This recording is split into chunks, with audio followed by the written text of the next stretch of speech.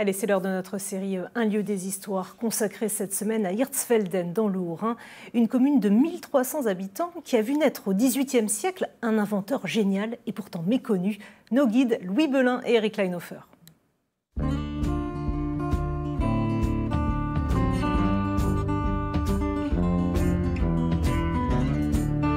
Cette semaine, dans un lieu des histoires, on s'installe à Hirtsfelden, au nord-est de Mulhouse, à quelques kilomètres de la frontière avec l'Allemagne. Et pour ce premier épisode, on va traverser l'histoire du village depuis le 8e siècle.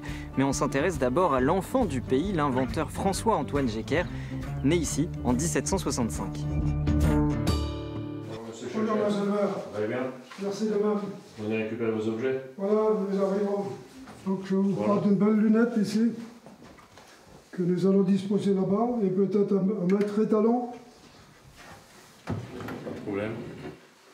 Ces petits trésors vont bientôt quitter la mairie de Hirtsfelden.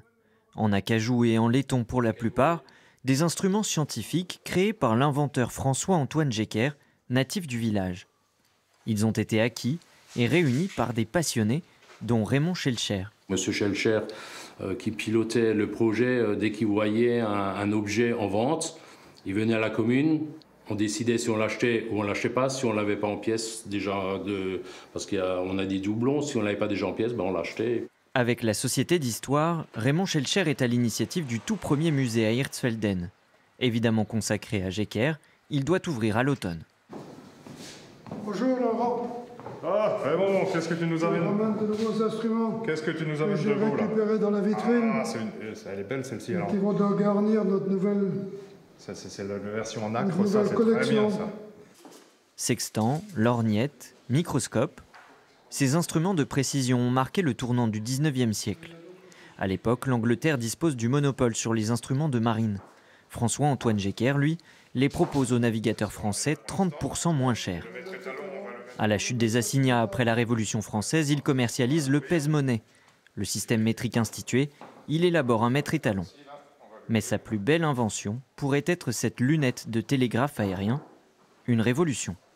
Il fallait 3 jours de Strasbourg à Paris pour porter un message, alors qu'avec le télescope aérien, en 30 minutes, on passait à un message de quelques lignes déjà. Et Jecker, il a donc fabriqué ces belles lunettes pour les postes. Installé à Paris dans son atelier de 40 personnes, François-Antoine Jecker n'est jamais revenu à Hirtsfelden. En poussant la porte de cette propriété privée, Raymond Schelcher nous fait découvrir une autre richesse du village, à l'abri des regards. Alors Raymond, où est-ce qu'on est ici exactement?